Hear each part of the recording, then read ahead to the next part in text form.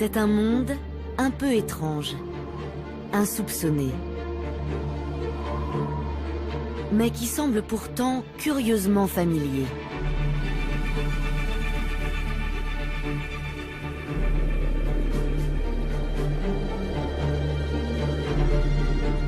Sa surface rappelle les paysages de la Terre. Canyons spectaculaires, déserts arides, paysages colorés, falaises vertigineuses et jungles impénétrables.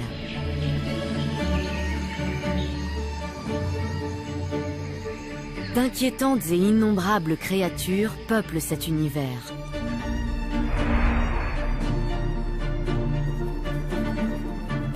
Des centaines, des milliers de petites bêtes. Cette planète abrite plus de 100 000 milliards d'habitants.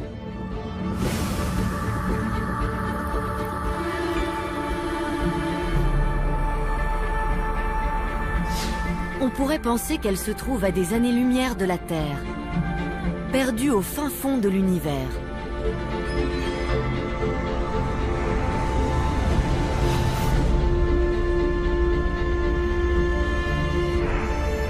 Et pourtant, elle n'est pas très éloignée. Elle est même toute proche.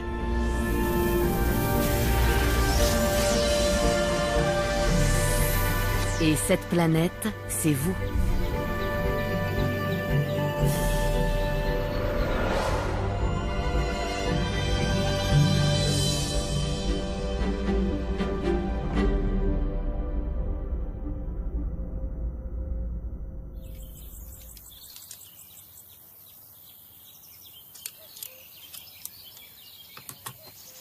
Nos yeux nous informent sur le monde qui nous entoure. Ils nous permettent de voir de quoi il est constitué.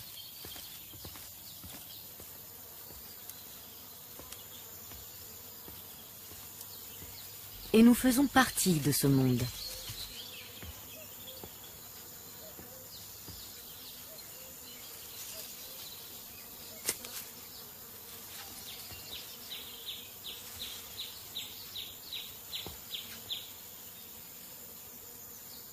Nous nous voyons comme des personnes, des individus. Et si nous n'étions pas ce que nous pensons être?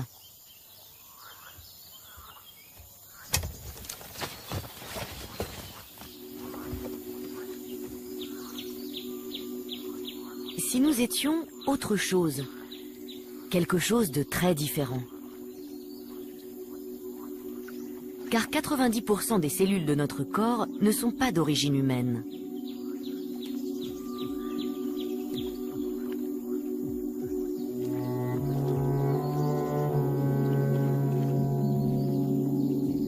Nous ne sommes pas seulement des personnes uniques, nous sommes de véritables écosystèmes.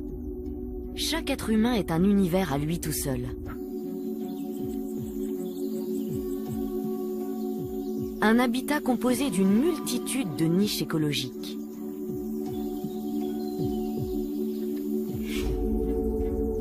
La surface de cette planète Homme est peuplée d'une prodigieuse variété de formes de vie. 2 petits mètres carrés de peau seulement recouvrent notre corps. Mais il y a plus de microbes sur cette toute petite surface que d'êtres humains sur la Terre.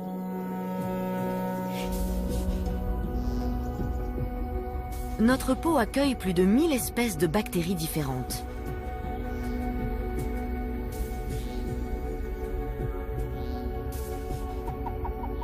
Cette population bactérienne est propre à chacun d'entre nous.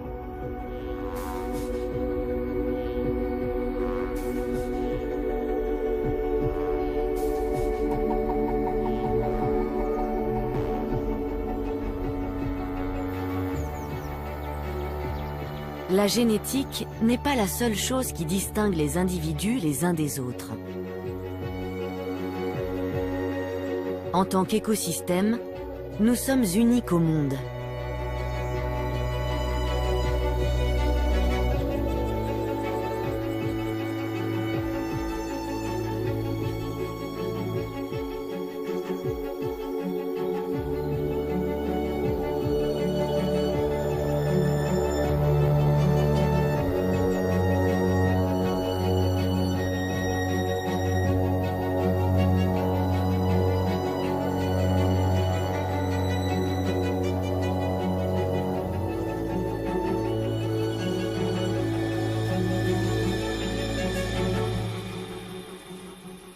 La nuit, beaucoup d'animaux s'éveillent.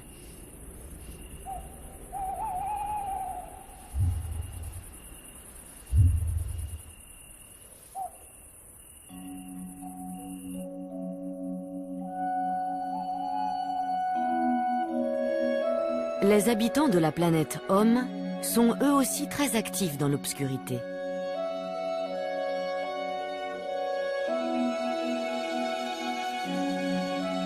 On en sait encore très peu sur ce monde invisible. Les chercheurs ne cessent de découvrir de nouvelles espèces.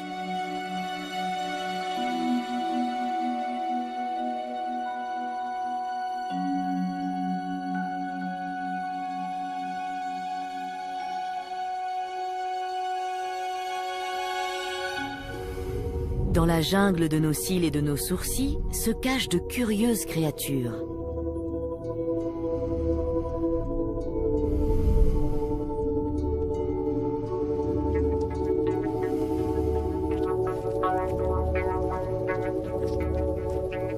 Les acariens d'Eumodex vivent sur les follicules pileux. Ils se nourrissent de sébum et de cellules de peau morte.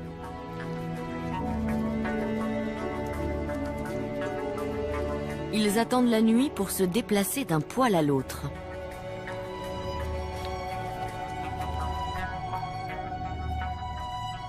Ils mesurent moins d'un demi-millimètre et sont difficilement visibles à l'œil nu. Ils vivent pourtant sur chacun de nous et leur nombre s'accroît avec l'âge.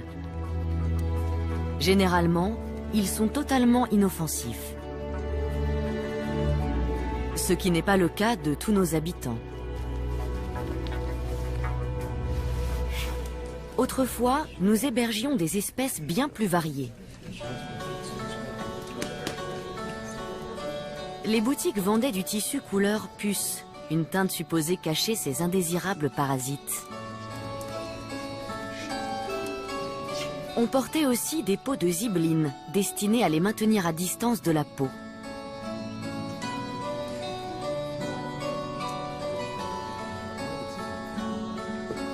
Certains arboraient même parfois d'élégants pièges à puces.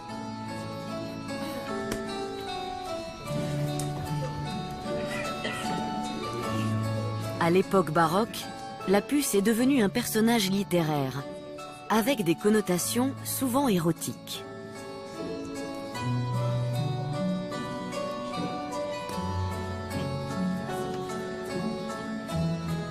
On raconte qu'au début du XVIIe siècle, un jeune galant français en aurait attrapé une sur sa bien-aimée. Il l'aurait enfermée dans un reliquaire qu'il portait autour de son cou. Chaque jour, il la nourrissait avec son propre sang. Les liens entre les deux amants en étaient ainsi renforcés.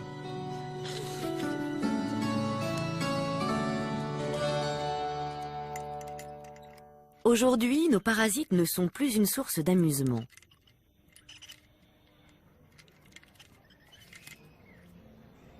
Sauf dans le dernier cirque de puces d'Europe.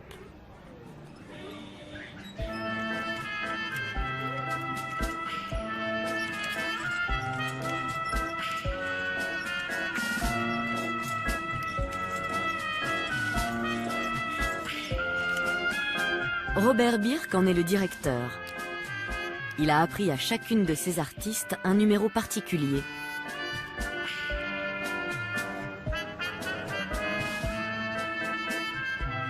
Celle-ci maîtrise parfaitement l'art du jonglage.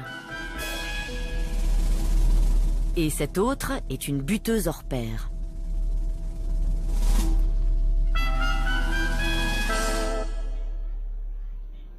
Les puces sont des sportives de haut niveau. Elles peuvent soulever 30 fois leur poids et sauter à 100 fois leur hauteur. Robert Birk prend soin de ces minuscules vedettes. Quand elles sont fatiguées, il les pose sur son bras pour qu'elles puissent se nourrir de son sang. Mais la plupart des habitants de la planète Homme ne sont pas soumis à notre bon vouloir.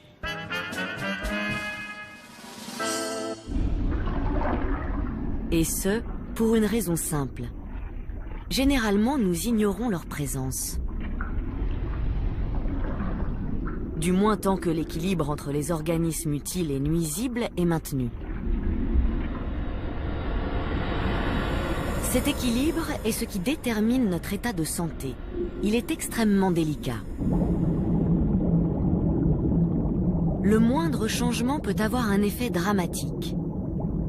Une bactérie d'un millième de milliardième de gramme est capable de tuer un homme de 100 kilos. Mais pour cela, elle doit d'abord nous envahir et se multiplier.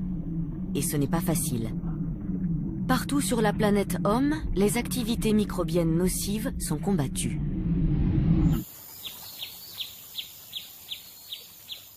Les intrus affrontent un système de défense qui comporte plusieurs niveaux. Pour commencer, la peau est une barrière impénétrable pour beaucoup d'entre eux.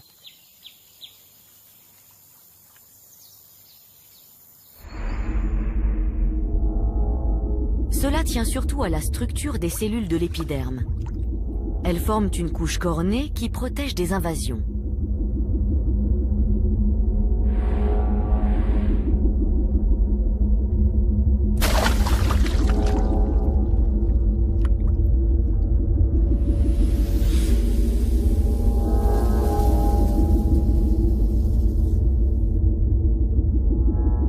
En plus de cette barrière physique, des substances chimiques produites par les glandes couvrent la peau d'une fine couche d'acide. Celle-ci empêche la plupart des indésirables de s'installer.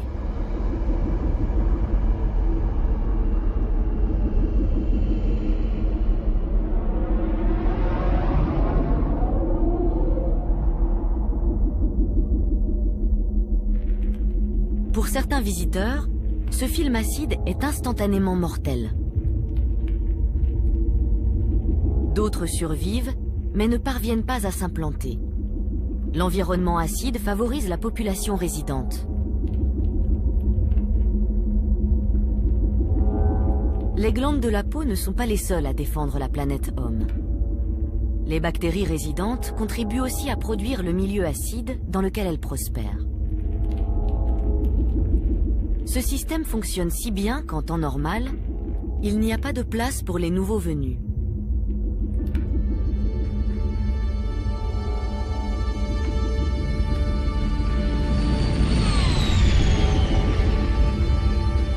Le corps a une autre façon de s'assurer que les bactéries résidentes gardent le contrôle. Des particules de peau se détachent continuellement, emportant avec elles leurs millions d'occupants microbiens.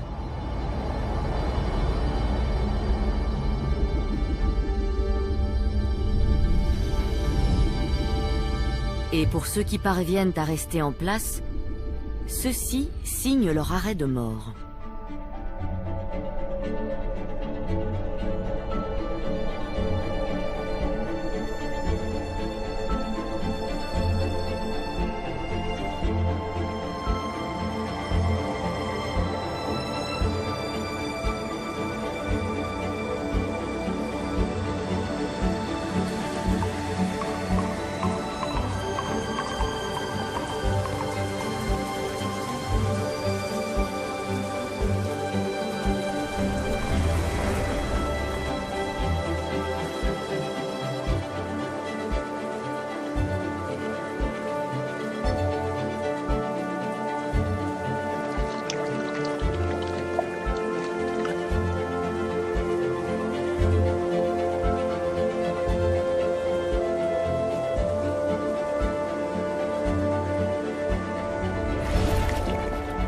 Le savon et le shampoing enrobent les particules de saleté et les bactéries.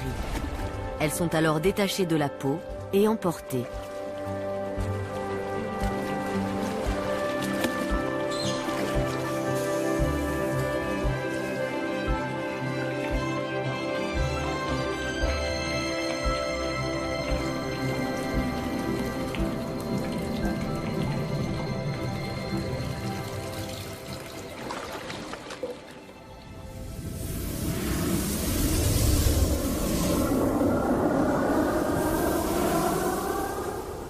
Le rituel de la douche quotidienne laisse de vastes espaces dégagés à la surface de la planète Homme.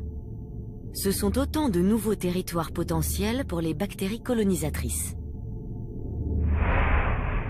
Après la toilette, le pH de la peau n'est plus acide, mais alcalin. Pour les non-résidents, c'est le moment idéal pour essayer de gagner du terrain.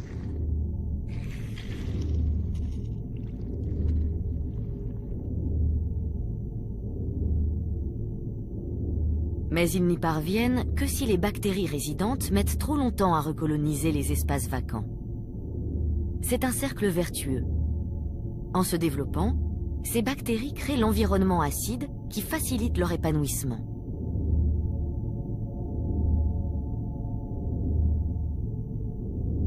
Si la peau est repeuplée suffisamment vite, les organismes étrangers ont du mal à la coloniser.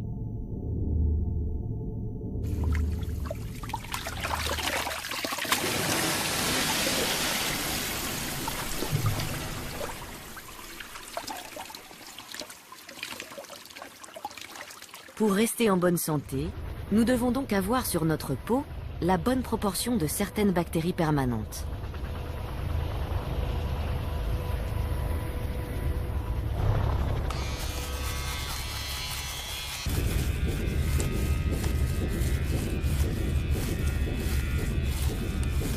La composition de cette flore bactérienne varie d'une personne à l'autre.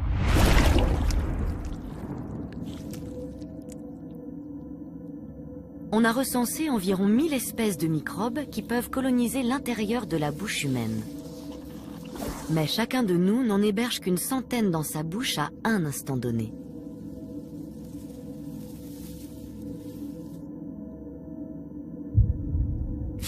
Notre ménagerie personnelle dépend beaucoup de nos habitudes et de notre mode de vie.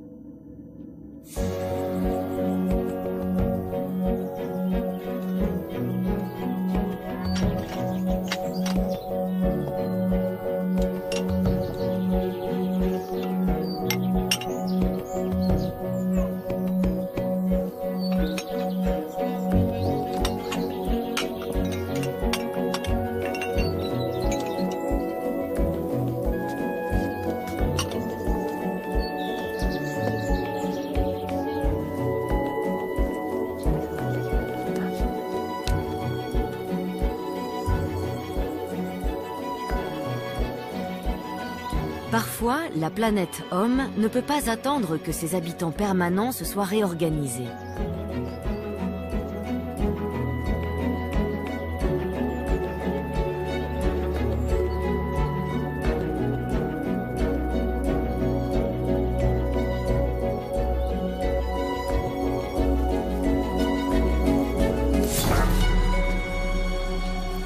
Quand les défenses de surface sont percées, un plan d'urgence se déclenche immédiatement.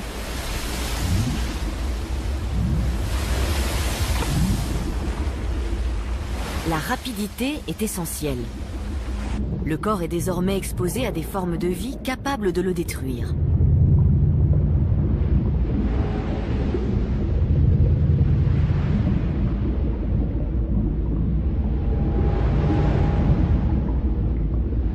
Les cellules du tissu endommagé libèrent des hormones.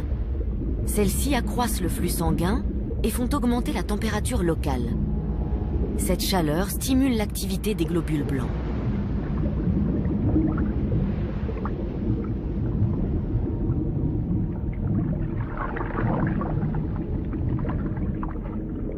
Ils se mettent à absorber les visiteurs indésirables. Il existe différents types de globules blancs pour répondre aux différents types d'agresseurs.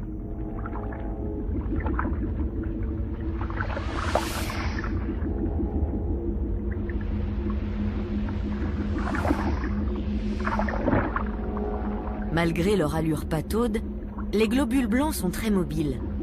Et pour renforcer leur efficacité, ils possèdent des sortes de bras pour capturer les intrus.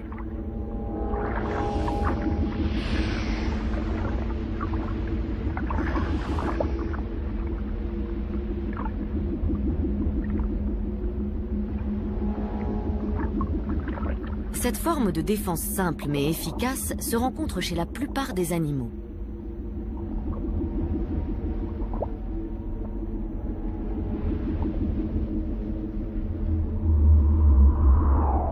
Les globules blancs communiquent lorsqu'ils travaillent. Ils émettent en permanence des messages chimiques spécifiques pour appeler des renforts.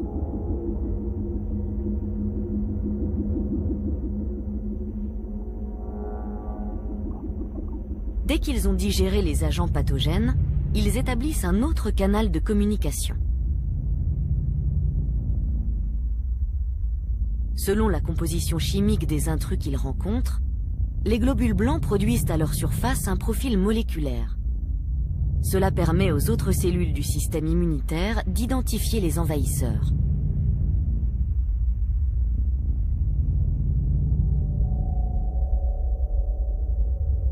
Cette information déclenche l'intervention de forces défensives plus spécialisées.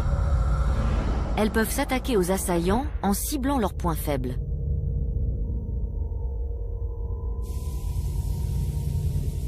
Il faut parfois des jours avant que cette défense sur mesure soit à son maximum d'efficacité. Mais si le système immunitaire a déjà rencontré un envahisseur par le passé, il réagit beaucoup plus vite.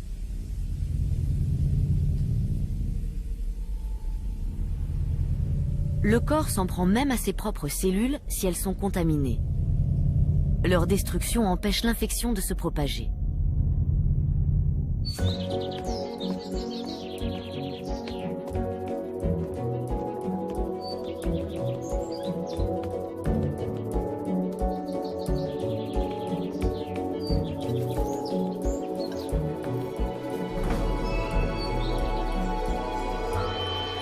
Mais que se passe-t-il à l'endroit où la peau a été percée? Pour commencer, le vaisseau sectionné se contracte pour réduire le flux sanguin. Autour de la blessure, des protéines réagissent avec les agents coagulants du sang.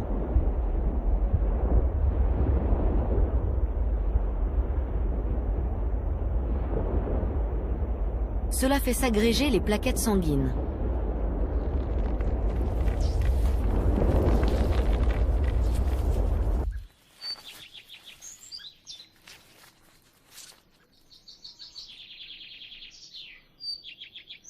La plupart des petites coupures cessent de saigner en 1 à 3 minutes. Puis la coagulation proprement dite commence. Une réaction en chaîne complexe, où interviennent 17 protéines, forme un réseau serré de filaments de fibrine. Au bout de 6 à 10 minutes, la blessure est obstruée par un caillot sanguin.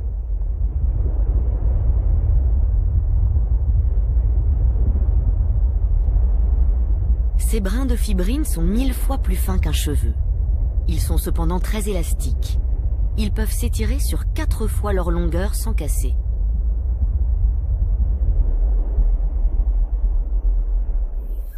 À l'extérieur, une croûte vient protéger la blessure.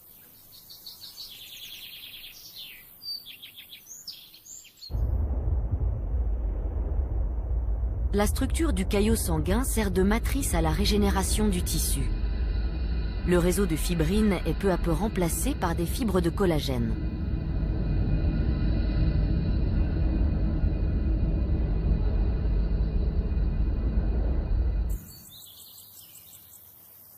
Il faut 2 jours aux couches supérieures de la peau pour se reconstruire. Au cours des mois suivants, le tissu continue à se modifier jusqu'à ce qu'il soit complètement réparé et que les tissus conjonctifs et les nerfs soient restaurés.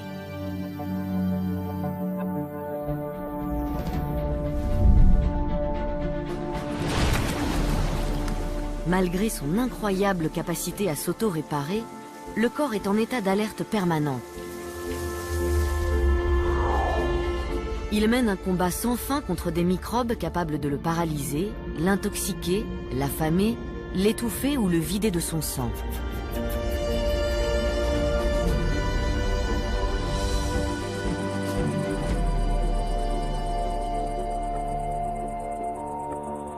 Une guerre souvent insoupçonnée fait rage à l'intérieur de chacun de nous.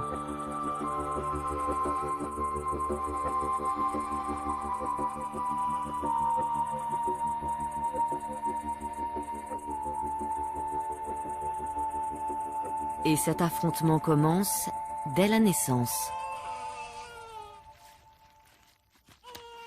Après 9 mois dans l'environnement stérile de l'utérus, nous commençons à nous faire coloniser à l'instant même où nous venons au monde.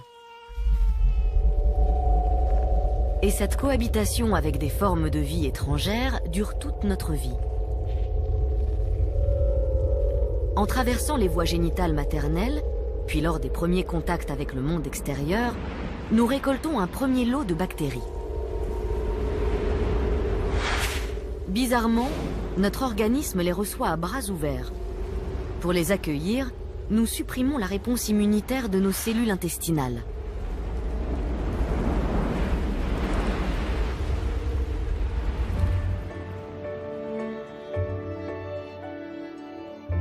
Quand nous naissons par voie naturelle, notre flore bactérienne nous est transmise essentiellement par notre mère.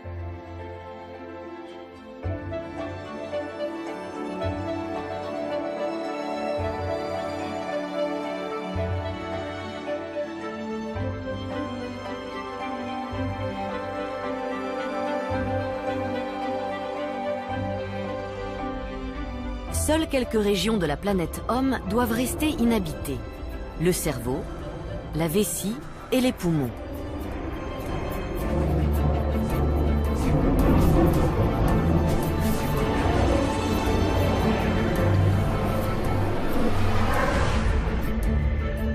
Toutes les autres niches sont occupées par des microbes.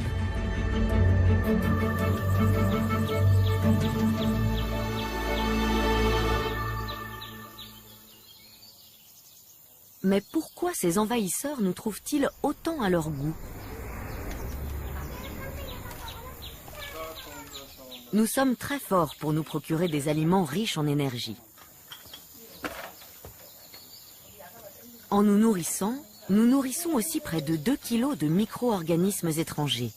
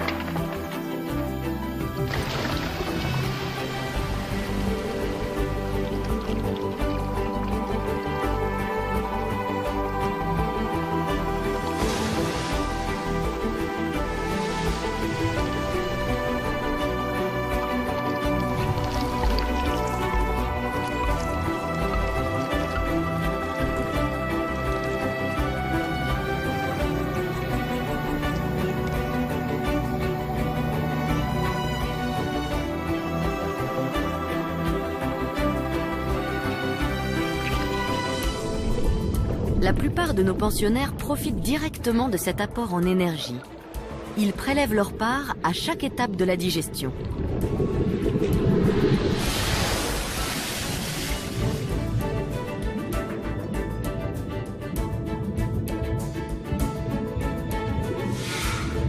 Mais leur présence nous est aussi bénéfique. Les bactéries nous apportent des substances essentielles. Elles nous aident à digérer les sucres, l'amidon et la cellulose.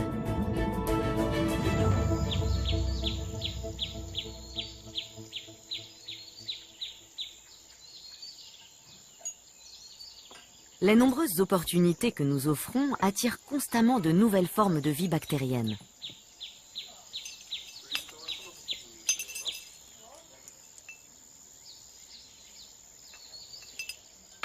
Beaucoup peuvent perturber le fonctionnement de notre corps.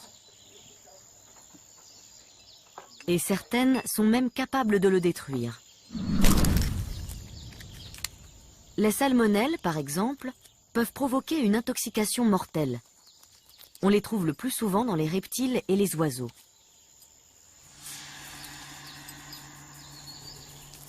Elles peuvent passer dans notre tube digestif par le biais d'une coquille d'œuf. Les salmonelles possèdent une arme secrète.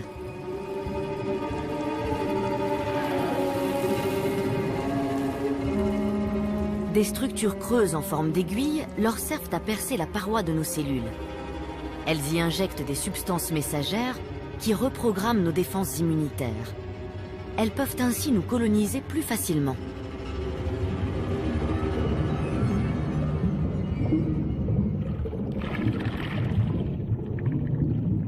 Les envahisseurs nuisibles et les microbes utiles sont souvent de proches cousins.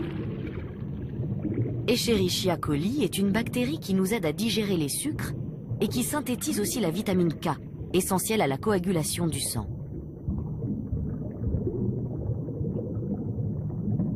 Mais certaines souches de cette bactérie produisent de puissantes toxines à l'origine de maladies mortelles.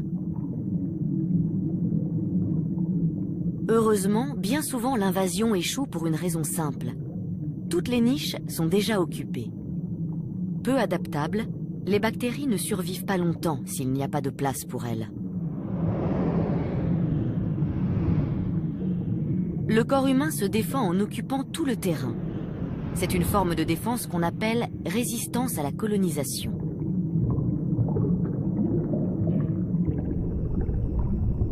Certains intrus sont directement attaqués par la population résidente. Les bactéries Helicobacter pylori vivent dans notre estomac. Elles ont mauvaise réputation car elles sont impliquées dans les cancers gastriques. Mais elles peuvent aussi nous être utiles. Quand des intrus tentent de s'installer, certaines commettent des attentats suicides. Elles s'autodigèrent et libèrent des toxines qui détruisent les indésirables.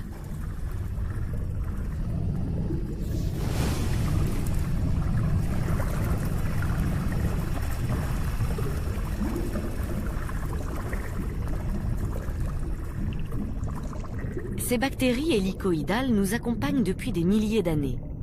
Elles jouent sans doute un rôle important dans notre santé, mais nous ignorons exactement lequel.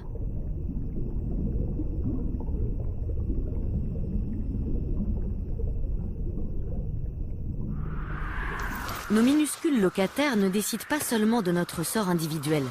Certains ont marqué l'histoire. En 1812, lancé à la conquête de l'Europe, Napoléon a entamé la campagne de Russie. Il a envoyé 600 000 hommes contre l'empire du tsar. L'entreprise s'est soldée par un désastre humanitaire.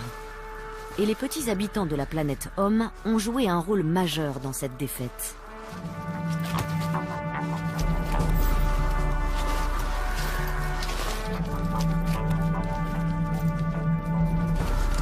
Dans leur pactage, les troupes transportaient un ennemi mortel, le pou de corps.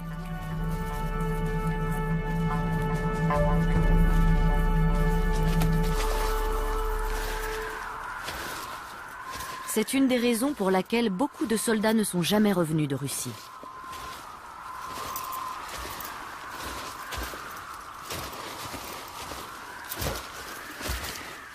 Ces poux sont porteurs de la bactérie Rickettsia, responsable du typhus.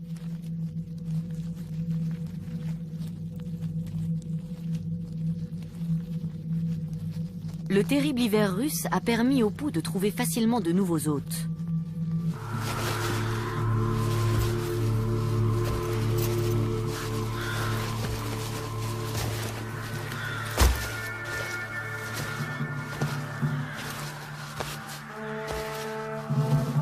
Les hommes se protégeaient du froid avec tout ce qu'ils trouvaient.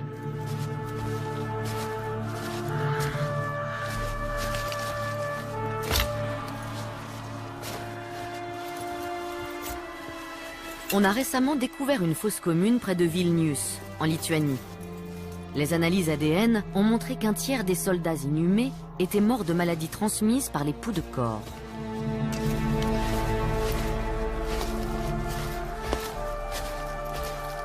Sur les 600 000 hommes de la Grande Armée, moins d'un tiers sont rentrés chez eux.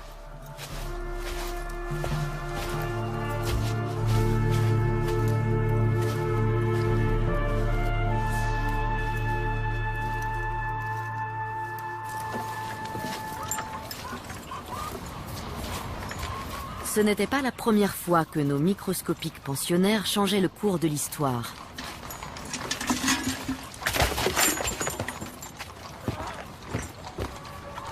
L'un d'eux a même bouleversé l'ordre social au Moyen Âge.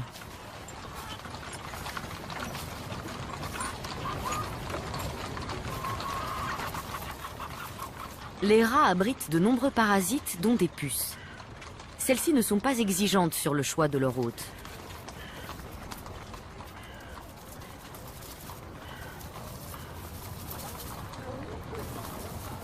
Quand elles le peuvent, elles passent de l'animal à l'homme. Et les occasions ne manquaient pas dans l'Europe médiévale.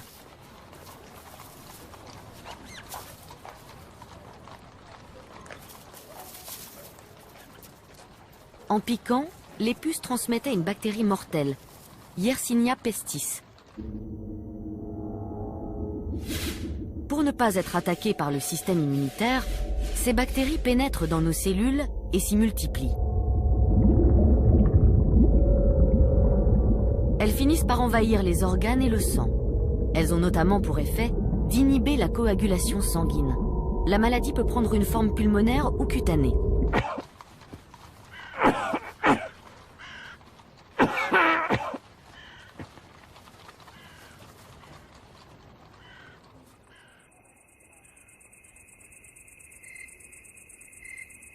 Le contact avec un malade conduit presque sûrement à la contamination et à la mort.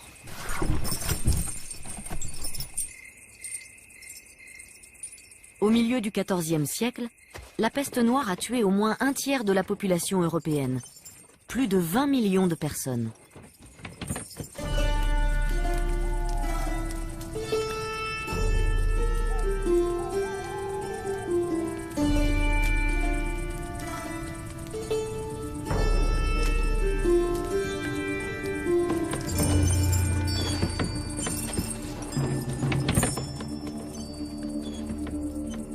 Les conséquences de cette épidémie ont marqué la fin du Moyen Âge. Le dépeuplement de vastes régions a profondément transformé la structure de la société.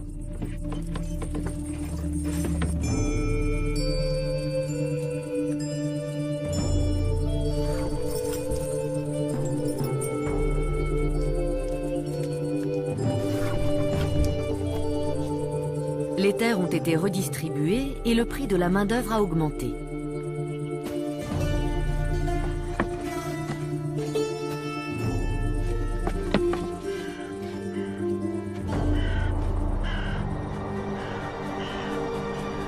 Même le monopole absolu de l'Église sur le savoir a été brisé à jamais.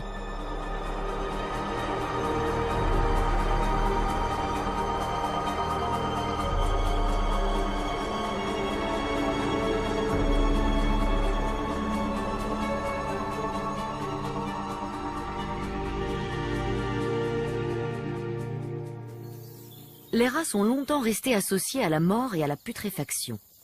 Mais cette idée a fini par disparaître de notre mémoire collective.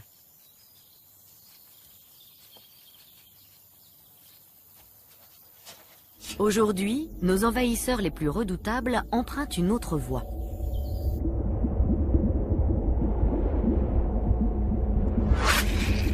Voici l'animal le plus dangereux du monde. Il provoque la mort de plus d'1 million de personnes chaque année. La femelle du moustique anophèle a besoin de sang pour nourrir ses œufs. Si sa victime précédente avait le paludisme, les parasites de cette maladie se trouvent désormais en elle.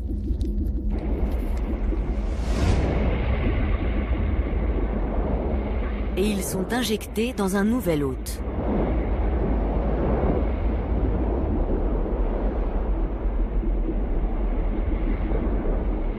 Ils se déplacent dans le sang jusqu'à trouver le bon endroit pour se multiplier. Ils s'y cachent ensuite pendant des mois, parfois des années.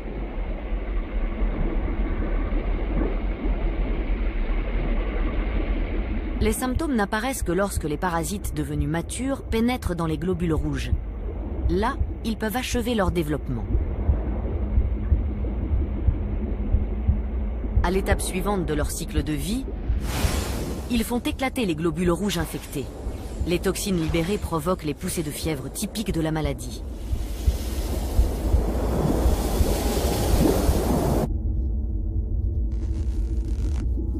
Après 2 à 4 semaines, une nouvelle génération de parasites du paludisme est prête à contaminer une autre victime. Et elle quitte la planète Homme pour retourner aux moustiques.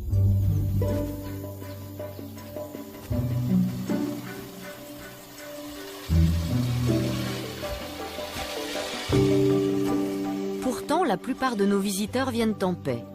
Beaucoup atterrissent sur nous par accident.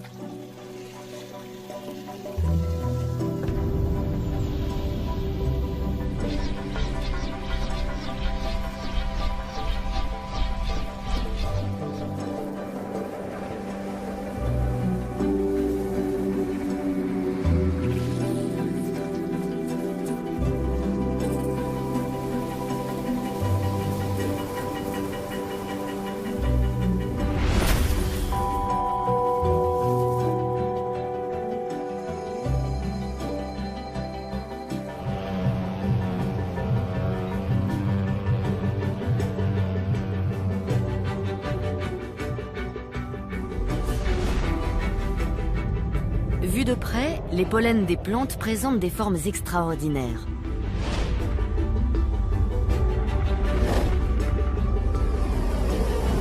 Au printemps et en été, l'air en est rempli.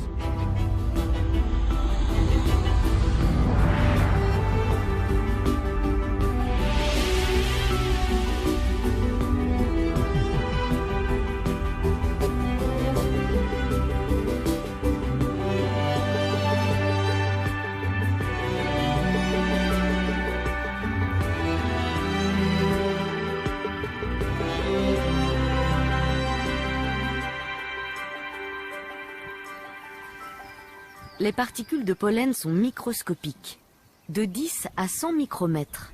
Elles peuvent s'infiltrer partout. Les plantes les produisent en abondance afin de s'assurer que quelques-unes au moins atterriront à l'endroit souhaité.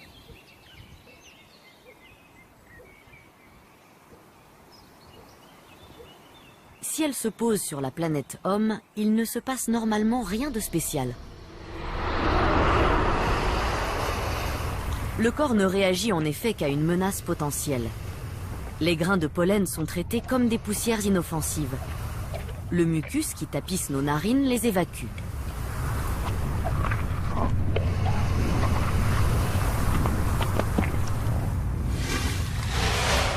Notre système immunitaire a pour mission de combattre toutes sortes de créatures effrayantes.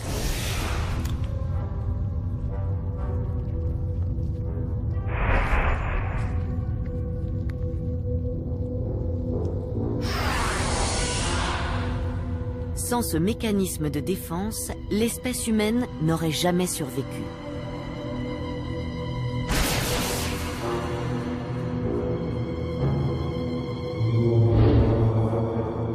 Le risque de rencontrer l'une de ces hideuses créatures est très faible, surtout quand on vit en Europe ou en Amérique du Nord. Mais notre corps est programmé pour affronter toute une variété d'intrus. Il lui arrive de réagir de façon excessive. Les grains de pollen sont alors traités comme des attaquants mortels.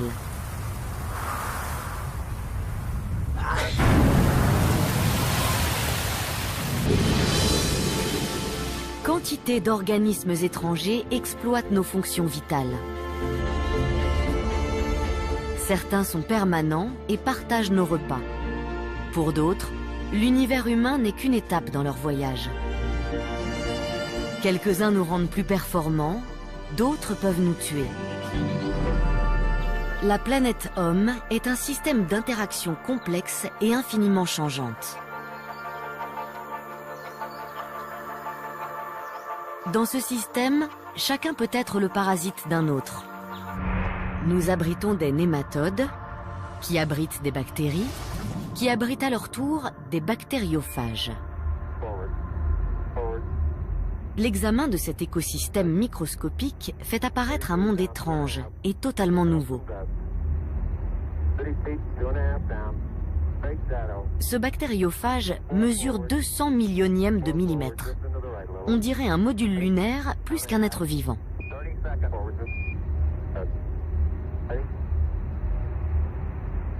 Il est sur le point d'atterrir sur un Escherichia coli. En comparaison, celui-ci paraît gigantesque.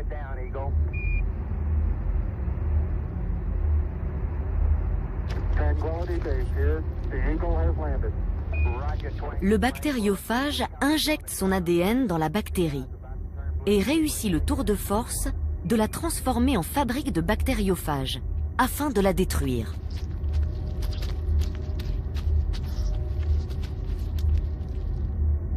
Cette faculté lui vaut un intérêt croissant des immunologues.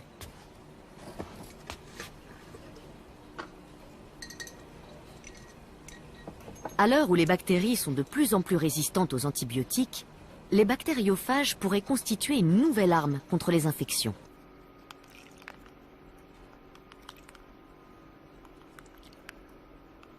Les richesses de l'écosystème humain n'intéressent pas que les chercheurs.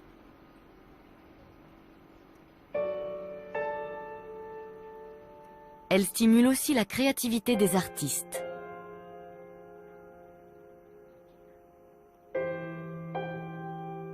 Avec l'aide du technicien de laboratoire Eric Schopf, Sonia Boimel a imaginé une façon unique de visualiser la surface invisible du corps.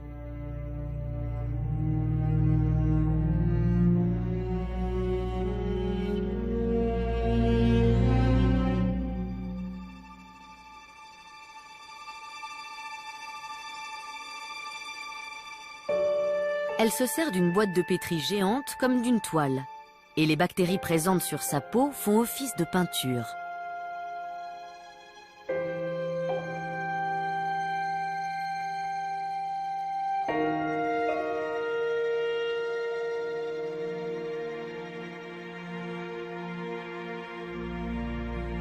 Au bout de quelques jours, un paysage extraordinaire se dessine.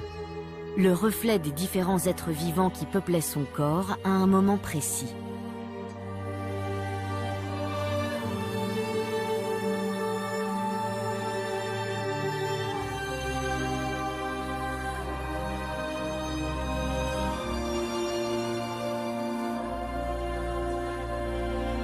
Si étrange que cela paraisse, c'est le symbole d'une nouvelle vision de nous-mêmes.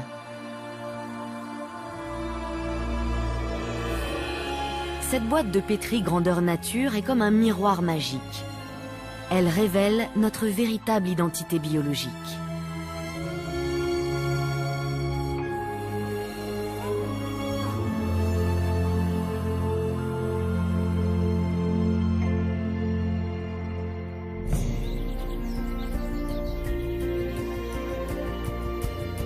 Nous commençons à peine à comprendre le fonctionnement de cette remarquable symbiose. Chacun de nous est une mosaïque unique de formes de vie, toutes interconnectées de multiples façons.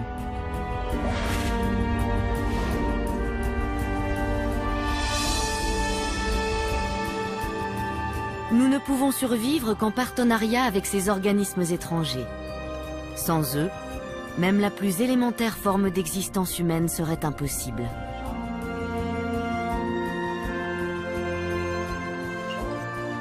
Il nous reste beaucoup à apprendre sur cette facette inconnue de nous-mêmes.